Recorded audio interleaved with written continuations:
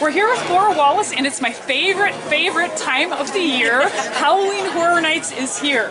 And Lora, I hear that the scare zones are coming back in their traditional form, and can you please tell us a little bit about that? We are so excited to have 4 very unique scare zones back at Halloween Horror Nights. When I say unique, each one of these scare zones has something that the other one definitely doesn't have. We have 2 intellectual property scare zones with Face Off, and with Face Off we're recreating these beautiful pieces that Face Off contestants over the last 7 years have created for the show. These pieces that we're building are going to be on these gorgeous vignettes. Huge, almost parade float looking, that are going to be parked out in the middle of the street. Everything in each scare zone, our motto is go big or go home, right? We wanted to make huge statements. That's Face Off. Go down a little further, you're going to get to the Bayou of Blood in Central Park. Again, we're going big. We have built the Voodoo Queen's shack, and you are a voyeur watching her perform her dark voodoo rituals live in front of you. There will be a human sacrifice, and that human sacrifice will happen every hour on the hour in front of all of us. The other people that are with her in there are also voodoo practitioners, if you will. They've come to pay homage and pledge their sacrifices to her, to inquire and get some of that evil that she's going to bring to the entire zone. We also have MASKerade Unstitched, one of my favorites. The candles that you're going to see here today are part of that zone. They are huge. There is a huge chandelier hanging over the street.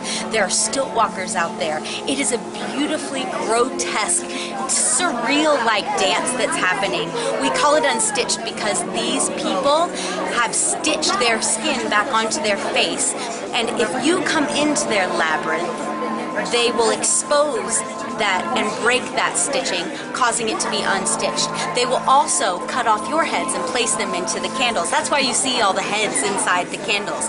They again, it's a grotesque but very gorgeous, surreal type of an environment. Purge.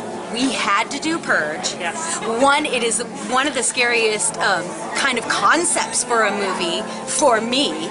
I loved both movies. The second one was just awesome that it was in a street, and we actually started concept on Purge before we even knew what the second one was about, and you should have seen our faces when we started getting pictures, knowing that there were motorcycles, because we had already thought of that. We're like, okay, what would Purge be if it was in the street? Well, I bet people would be on motorcycles and cars, and I bet they'd be a little more urban. When we saw all of that happening in the movie, we were so proud of ourselves. It was crazy. It just fit perfectly within the streets of New York.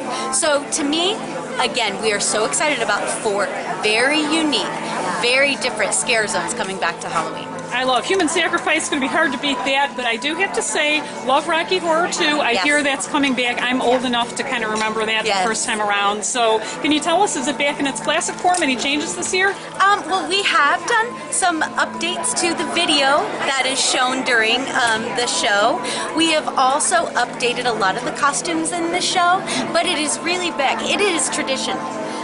You're going to see a lot of the players that were there last year returning as some of the players in the show. It was a great success last year, and we couldn't let that pass, right? We've been talking about it. We don't want to be amazing. We want to be ridiculous. We want to be so ridiculously amazing this year, and we hope you love it. We hope you love what we've done. Oh, I know I will, and thank you so much for that preview. Thank you.